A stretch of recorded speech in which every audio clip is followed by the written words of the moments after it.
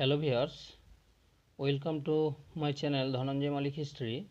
তো আজকে আমি একটা নতুন সিরিজ শুরু করতে চলেছি।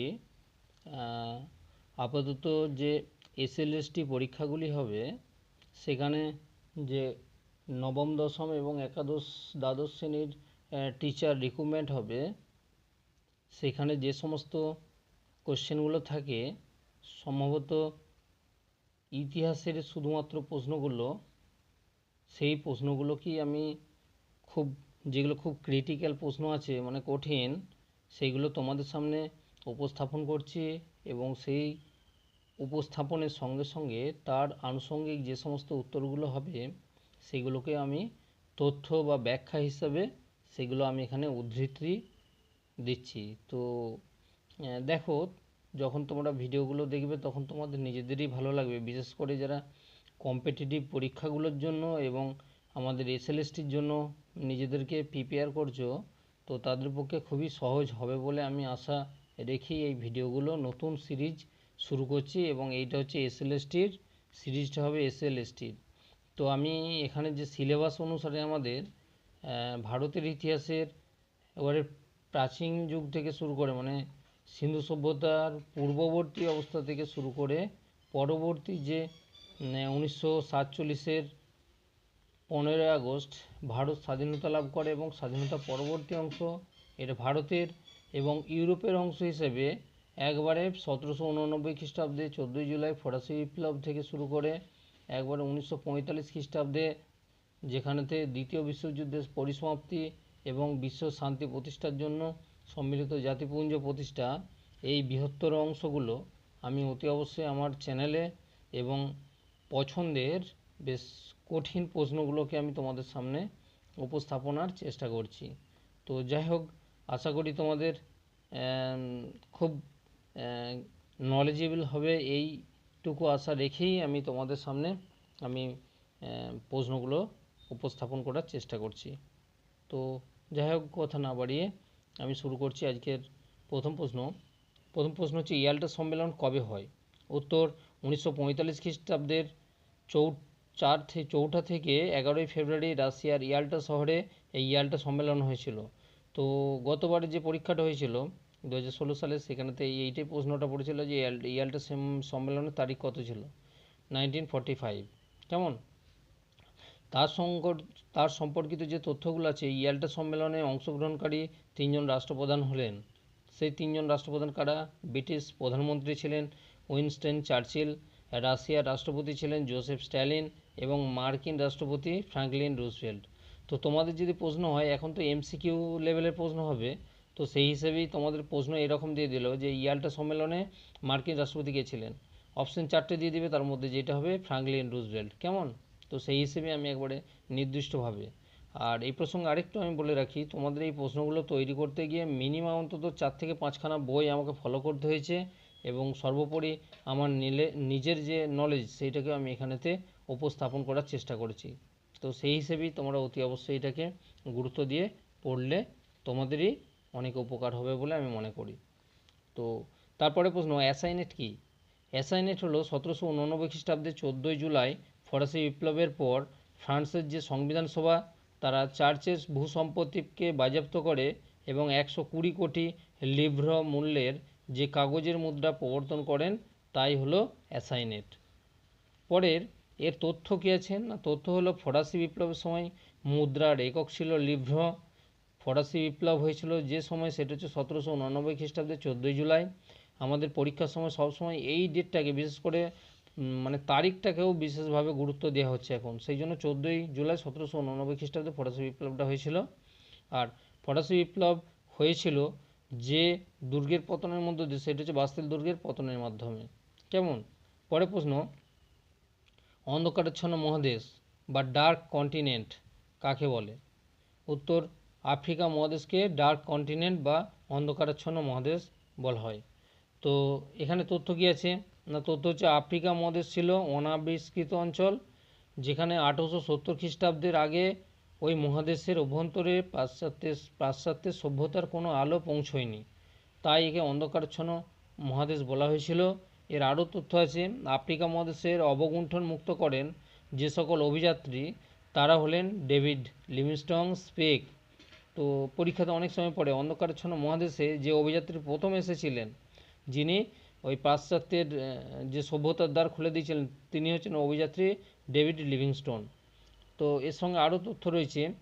আফ্রিকাতে জার্মান উপনিবেশ, আফ্রিকাতে যে জার্মানির দুটো উপনিবেশের নাম হচ্ছে টগোল্যান্ড এবং ক্যামেরুনস। আফ্রিকায় ফ্রান্সের উপনিবেশ ছিল আলজেরিয়া এবং মাদাগাস্কার। আফ্রিকাতে ইংরেজ উপনিবেশ ছিল মিশর এবং সুদান। আফ্রিকায় পর্তুগালের উপনিবেশ ছিল অ্যাঙ্গোলা এবং মোজাম্বিক। কেমন? তারপরে প্রশ্ন, ওপেন ডোর পলিসি বা মুক্তদ্বার নীতি বা খোলাদ্বার নীতি এর প্রবর্তক কে ছিলেন? না, মার্কিন পররাষ্ট্র সচিব জন হে, যিনি 1899 খ্রিস্টাব্দে এই ওপেন ডোর পলিসি বা মুক্তদ্বার নীতি ঘোষণা করেন। তাহলে ওপেন ডোর পলিসিটা হচ্ছে, দেখো এখানে অনেকগুলোই তথ্য এসে যাচ্ছে যে খোলাদ্বার নীতিটা ঘোষণা করেছিলেন যিনি, তার নাম হচ্ছে জন হে, এবং তিনি যে দেশের মন্ত্রী পররাষ্ট্র সচিব ছিলেন সেটা হচ্ছে মার্কিন যুক্তরাষ্ট্রের, আর সময়কালটা হচ্ছে 1899 খ্রিস্টাব্দে। পরে প্রশ্ন, সাম্রাজ্যবাদ সম্পর্কে কোন কোন গ্রন্থের উল্লেখ আছে? মানে সাম্রাজ্যবাদ সম্পর্কে কোন গ্রন্থে উল্লেখ আছে? উত্তর হচ্ছে ব্রিটিশ অর্থনৈতিক ঐতিহাসিক জে এ হবসন 1902 খ্রিস্টাব্দে রচনা করেছিলেন তার বিখ্যাত গ্রন্থ ইম্পেরিয়ালিজম এ স্টাডি। খুব গুরুত্বপূর্ণ এই প্রশ্নটা, ইম্পেরিয়ালিজম এ স্টাডি। এই যে গ্রন্থটা, এটা হচ্ছে জে এ হবসন 1902 খ্রিস্টাব্দে রচনা করেছিলেন। তো এর সম্পর্কিত যে তথ্যটা আছে, এই সাম্রাজ্যবাদী সম্প্রসারণ সম্পর্কিত অপর আরেকটা গ্রন্থ হলো imperialism the high stage of capitalism. এর লেখক হলেন ভিআই লেনিন এবং এটি 1916 খ্রিস্টাব্দে প্রকাশিত হয়েছিল। তো মনে রাখবে যে বিশেষ করে সাম্রাজ্যবাদ সম্পর্কিত যে গ্রন্থ, সেটা জে হবসনের ইম্পেরিয়ালিজম এ স্টাডি, আর একটা হচ্ছে imperialism the high stage of capitalism. এই দুটো গ্রন্থ কোনো কোনো সময় ঘুরিয়ে ঘাড়িয়ে যে কোনো পরীক্ষাতে, মানে কম্পিটিটিভ পরীক্ষাতে দিয়ে দেয় অন্তত। 6 নম্বর প্রশ্ন, চার্টিস্ট আন্দোলন কোথায় হয়েছিল? উত্তর হচ্ছে ব্রিটেনে, অর্থাৎ ইংল্যান্ড হয়েছিল চার্টিস্ট আন্দোলন। এর সম্পর্কিত কি তথ্য আছে? না, তথ্য হলো 1836 খ্রিস্টাব্দে শ্রমিকদের দাবি দেওয়া পার্লামেন্টের কাছে আদায়ের জন্য, মানে শ্রমিক শ্রেণীর যে দাবি দেওয়া ছিল সেগুলো পার্লামেন্টের কাছে আদায়ের জন্য উইলিয়াম লভেট ও ফ্রান্সিস প্লেসের নেতৃত্বে এই আন্দোলনটি হয়েছিল ইংল্যান্ডে। চার্টিস্ট আন্দোলন মানে শ্রমিকদের স্বার্থ রক্ষার জন্য যে দাবি দেওয়া, তার জন্য যে আন্দোলন, সেটা হচ্ছে চার্টিস্ট আন্দোলন। পরের 7 নম্বর প্রশ্ন, শিল্প বিপ্লব কোন দেশে প্রথম হয়েছিল? উত্তর, শিল্প বিপ্লব ইংল্যান্ডে প্রথম হয়েছিল। তো এ সম্পর্কিত তথ্য কি? না, ইংল্যান্ডে বস্ত্রশিল্পে প্রথম শিল্প বিপ্লব হয়েছিল। আর শিল্প বিপ্লবের ফলে যে দুটি শ্রেণীর উদ্ভব হয়েছিল সেটা হচ্ছে মালিক শ্রেণী এবং শ্রমিক শ্রেণীর সৃষ্টি হয়েছিল। পরে প্রশ্ন, ব্লাস্ট ফার্নেস কে আবিষ্কার করেন? খুব গুরুত্বপূর্ণ প্রশ্ন। ব্লাস্ট ফার্নেস আবিষ্কার করেন জন স্মিটন। আর এর সম্পর্কিত তথ্য হচ্ছে 1760 খ্রিস্টাব্দে জন স্মিটন ব্লাস্ট ফার্নেস আবিষ্কার করেছিলেন। এবং ব্লাস্ট ফার্নেস এই যে কথাটি, তার অর্থ হলো লোহা গলাবার যে চুল্লি, তাকে ব্লাস্ট ফার্নেস বলা হয়ে থাকে। পরে প্রশ্ন, কোন দেশকে দ্বিতীয় বিশ্বযুদ্ধের প্রাক্কালে আক্রমণকারী দেশের তকমা দেওয়া হয়েছিল? মানে দ্বিতীয় বিশ্বযুদ্ধে আক্রমণকারী যে দেশ, তার তকমা কাকে দেওয়া হয়েছিল? উত্তর, জাপানকে। কেন দেওয়া হয়েছিল তার তথ্য কি? না, জাপান হচ্ছে 1931 খ্রিস্টাব্দে জাতিসংঘের নির্দেশ অমান্য করে চীনের মাঞ্চুরিয়া প্রদেশটাকে আক্রমণ এবং দখল করে নিয়েছিল, সেই জন্য একে আক্রমণকারী দেশের তকমা দেওয়া হয়েছিল। পরে প্রশ্ন, কোন যুদ্ধকে দ্বিতীয় বিশ্বযুদ্ধের মহড়া বলে? উত্তর, স্পেনের গৃহযুদ্ধকে দ্বিতীয় বিশ্বযুদ্ধের মহড়া বলে। তথ্য কী আছে? না, স্পেনের গৃহযুদ্ধ হয়েছিল 1936 থেকে 1939 খ্রিস্টাব্দ পর্যন্ত, এবং বিশ্বের যে উভয় শক্তি তারা একে অপরে জড়িয়ে পড়েছিল স্পেনের গৃহযুদ্ধকে কেন্দ্র করে। তো একদিকে ছিল জার্মানি, জাপান এবং ইতালি, অপরদিকে ছিল ইংল্যান্ড, ফ্রান্স, রাশিয়া এবং তাদের মিত্রজোট। তারপরে প্রশ্ন, ইল ডুচে কার উপাধি ছিল? ইল ডুচে হচ্ছে বেনিটো মুসোলিনির উপাধি ছিল। এ সম্পর্কিত কী তথ্য আছে না, মুসোলিনি দ্বিতীয় বিশ্বযুদ্ধের প্রাক্কালে ইটালির একনায়কতান্ত্রিক সরকারের প্রধান হয়েছিলেন। ইল্লুচে মানে সর্বময় কর্তৃত্বের অধিকারী হয়েছিলেন এই বেনিটো মুসোলিনি। তারপরে প্রশ্ন, কবডেন চুক্তি কাদের মধ্যে হয়েছিল? এটা খুবই আনকমন প্রশ্ন, কিন্তু মনে রাখতে হবে। কবডেন চুক্তি ফ্রান্স ও ইংল্যান্ডের মধ্যে হয়েছিল এবং এ সম্পর্কিত তথ্য হচ্ছে 1860 খ্রিস্টাব্দে সম্পাদিত এই কবডেন চুক্তির মাধ্যমে উভয়ের মধ্যে অর্থাৎ ইংল্যান্ড ও ফ্রান্সের মধ্যে দীর্ঘদিনের যে বাণিজ্যিক শত্রুতা, সেই শত্রুতার অবসান হয়েছিল। পরে 13 নম্বর প্রশ্ন, ফ্রান্সের ডাইরেক্টরি শাসন ব্যবস্থা কবে চালু হয়েছিল? উত্তর হচ্ছে 1795 খ্রিস্টাব্দে ডাইরেক্টরি শাসন চালু হয়েছিল। তো তার আগে হচ্ছে সংবিধান সভা তাদের শাসন পরিচালনা করেছিল। তো তার ডাইরেক্টরি শাসন 1795 থেকে 1799 পর্যন্ত চলেছিল এবং তারপরে যেটা হয়েছিল কনসুলেট শাসন ব্যবস্থা ফ্রান্সে প্রচলিত হয়েছিল এবং সেই কনসুলেট শাসন ব্যবস্থায় 3 জন কনসাল ছিলেন, রোজার-ডুকস, অ্যাভিসিয়াস এবং নেপোলিয়ান বোনাপার্ট। এবং 1804 খ্রিস্টাব্দে নেপোলিয়ান ফ্রান্সের সর্বময় কর্তৃত্ব প্রতিষ্ঠিত করে নিজেকে সম্রাট ঘোষণা করেছিলেন। কেমন? তো এর সম্পর্কিত তথ্য কী আছে না, রোবসপিয়ারের মৃত্যুর পর সংবিধান সভা এই শাসন অর্থাৎ ডাইরেক্টরি শাসন ব্যবস্থা চালু করেছিল। পরে 14 নম্বর প্রশ্ন, তেভাগা আন্দোলন কবে হয়েছিল? উত্তর, তেভাগা আন্দোলন 1946 খ্রিস্টাব্দে হয়েছিল। তো এর সম্পর্কিত তথ্য কী আছে না, 1946 খ্রিস্টাব্দে অক্টোবর মাসে বাংলার দরিদ্র বা দারিদ্র্যপীড়িত কৃষক শ্রেণী জমিদার এবং জোতদারদের বিরুদ্ধে রংপুর, দিনাজপুর এবং 24 পরগনা অঞ্চলে এই কৃষকেরা তেভাগা আন্দোলন করেছিল। তাহলে তেভাগা হচ্ছে 3টে ভাগ, অর্থাৎ জমিদার এবং জোতদারদের সঙ্গে কৃষকরা যে ফসল উৎপন্ন করত তার টোটাল 3টে ভাগে ভাগ করে তার 2 ভাগ পাবে কৃষকেরা এবং 1 ভাগ পাবে জমিদার জোতদার। এই নীতিটাকে কেন্দ্র করে ওই যে আন্দোলন সেটা হচ্ছে তেভাগা আন্দোলন। 3টে ভাগকে কেন্দ্র করে 3টে ভাগ করে তার 2 ভাগ কৃষক পাবে এবং 1 ভাগ মালিক পক্ষ পাবে, এই জন্য যে দাবি এবং তার জন্য যে আন্দোলন সেটা হচ্ছে তেভাগা আন্দোলন। পরে প্রশ্ন, লাহোরে 2টি কমিউনিস্ট পত্রিকার নাম করো। লাহোরে 2টি কমিউনিস্ট পত্রিকার নাম হলো কীর্তি কিষান ও ইনকিলাব। তো তথ্য কী আছে না, 1928 সালে পাঞ্জাবে বিপ্লবী ভগৎ সিং এই উভয় অর্থাৎ কীর্তি কিষান ও ইনকিলাব উভয় পত্রিকার পাঞ্জাবি ভাষায় সম্পাদনা করেছিলেন। তারপরে কাকে সর্দার উপাধি দেওয়া হয়? খুব গুরুত্বপূর্ণ, এটা বেশিরভাগ প্রায় সময় এসে যায়। কাকে সর্দার উপাধি দেওয়া হয় না, উত্তর বল্লভভাই প্যাটেলকে। এ সম্পর্কিত তথ্য কী আছে, 1928 খ্রিস্টাব্দে গুজরাটের সুরাট জেলায় বারদৌলি তালুকে কৃষকরা জমিদারদের খাজনা বৃদ্ধির প্রতিবাদে সর্দার বল্লভভাই প্যাটেলের নেতৃত্বে আন্দোলনের সফলতা পেয়েছিলেন এবং এখানকার যে এই সুরাট জেলার বারদৌলি তালুকে সেখানকার যে মহিলারা ছিল আন্দোলনে অংশগ্রহণ করেছিল, সেই মহিলারাই তাকে সর্দার উপাধি প্রথম দান করেছিলেন। তার আগে সর্দার উপাধি তিনি ছিলেন না আর কি। তো বল্লভভাই প্যাটেলই বলা হতো, কিন্তু মহিলারা তাকে সর্দার উপাধি দেওয়ার পর থেকে তিনি হয়েছিলেন সর্দার বল্লভভাই প্যাটেল। তো কোথাকার মহিলারা না, এটা হচ্ছে বারদৌলির তালুকে, গুজরাটের সুরাট জেলাতে। কেমন? পরের, লখনৌ চুক্তি কবে হয়েছিল? লখনৌ চুক্তি 1916 খ্রিস্টাব্দে এই চুক্তি স্বাক্ষরিত হয়েছিল। এ সম্পর্কিত তথ্য কী আছে না, বালগঙ্গাধর তিলকের চেষ্টায় জাতীয় কংগ্রেস ও মুসলিম লীগ এই চুক্তি করেছিল। এতে উভয়ের একত্রিত হয়ে ব্রিটিশ বিরোধী আন্দোলন সামিল হয়েছিল। মানে 1905 খ্রিস্টাব্দে বঙ্গভঙ্গ এবং সেখানে হিন্দু মুসলিমদেরকে আলাদা করা, 1907 খ্রিস্টাব্দে সুরাট কংগ্রেসে যে চরমপন্থী নরমপন্থীদের আলাদা হয়ে যাওয়া এবং 1911 খ্রিস্টাব্দে বাংলার রাজধানী কলকাতা থেকে দিল্লিতে নিয়ে চলে যাওয়া, তার পরবর্তী পর্যায়ে হিন্দু এবং মুসলিমদেরকে আলাদা করার চেষ্টা ব্রিটিশদের যে নীতি, তার বিরুদ্ধেই 1916 খ্রিস্টাব্দে লখনৌ চুক্তি স্বাক্ষরিত হয়েছিল এবং এই চুক্তিতেই হিন্দু মুসলিম তথা কংগ্রেস ও মুসলিম লীগ একত্রিত হয়েছিল এবং এইটি খুব গুরুত্বপূর্ণ ছিল এই লখনৌ চুক্তি। তারপরে সি মার্টিন কার ছদ্মনাম?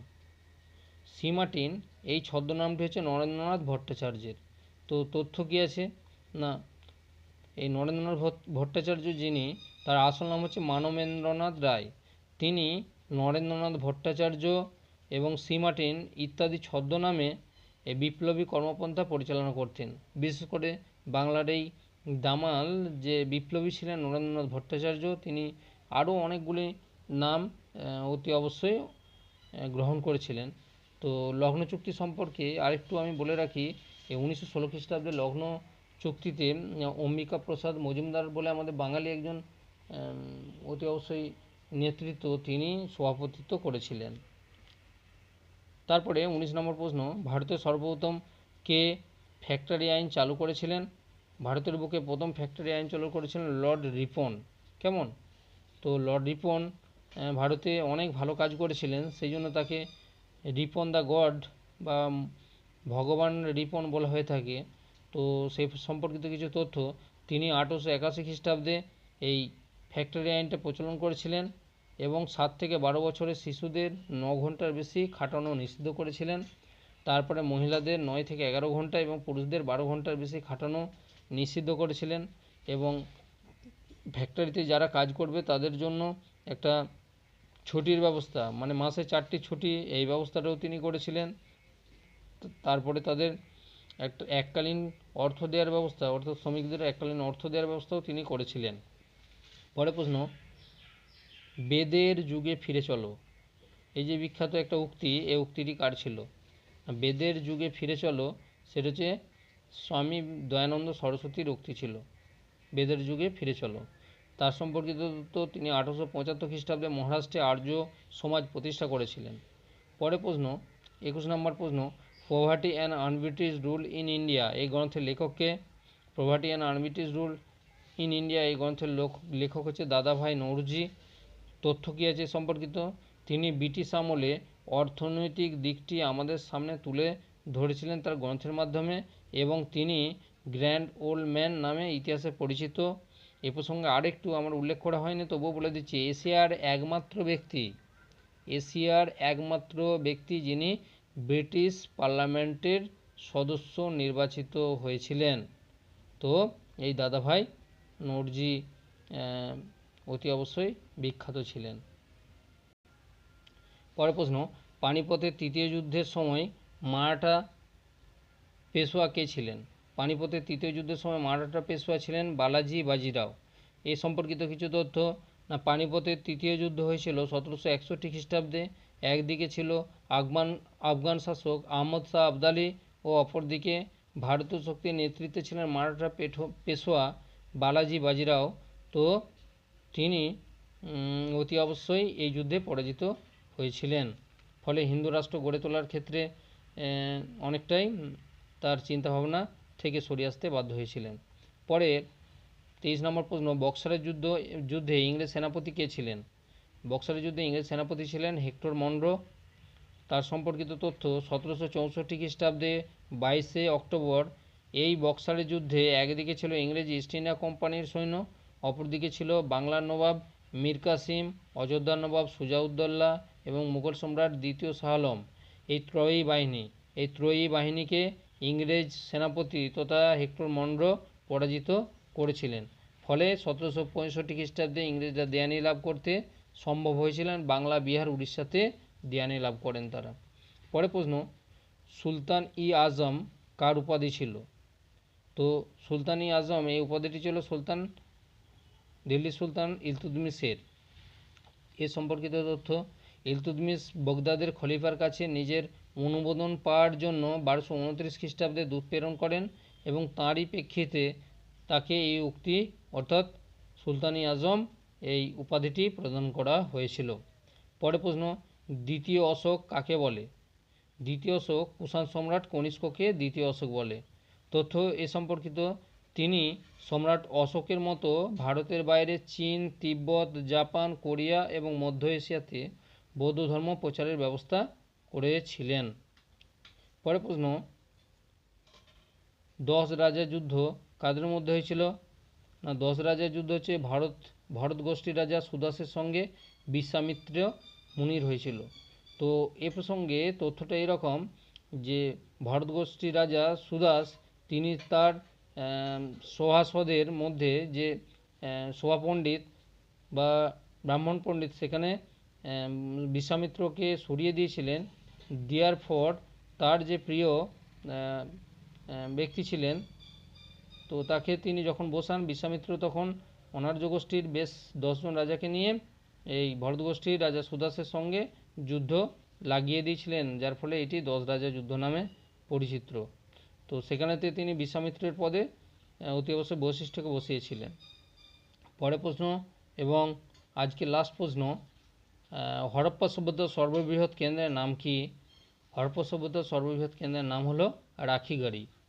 তো এ প্রসঙ্গে বলে রাখি যে আমরা জানতাম যে হরপ্পা সভ্যতা বা সিন্ধু সভ্যতার বৃহত্তর কেন্দ্র হচ্ছে হরপ্পা, মহেঞ্জোদারো, লোথাল, চানুদারো বা কোর্দিজি, রূপার এই সমস্ত অঞ্চল। তো তাদের মধ্যে সর্ববৃহৎ হচ্ছে রাখিগড়ি। পূর্বে এ সম্পর্কিত তথ্য কী আছে না, পূর্বে হরপ্পার কেন্দ্রটি ছিল সর্ববৃহৎ, কিন্তু পরবর্তীকালে উৎখননের ফলে হরিয়ানার রাখিগড়ি হলো হরপ্পা সভ্যতার সবথেকে বড় কেন্দ্র। তো আশা করি তোমাদের ভালো লাগবে। যদি ভালো লাগে অতি অবশ্যই ভিডিওটাই লাইক দিবে এবং বেশি বেশি করে তোমরা বন্ধুদের মধ্যে শেয়ার করবে এবং সাবস্ক্রাইব করবে, কারণ আমি এই ভিডিওগুলো এরপরে দিতে থাকবো। যারা চাকরির জন্য রেডি হচ্ছ, বিশেষ করে এসএলএসটির জন্য, তাদের জন্য এইটা বিশেষভাবেই তৈরি করা এবং অনেক বই আমি ঘেঁটে কষ্ট করে নিজের অতি অবশ্যই পড়াশোনা স্টাডি করে আমি এই ভিডিওগুলো তোমাদের সামনে উপস্থাপন করছি। ওকে, ভালো থেকো সব।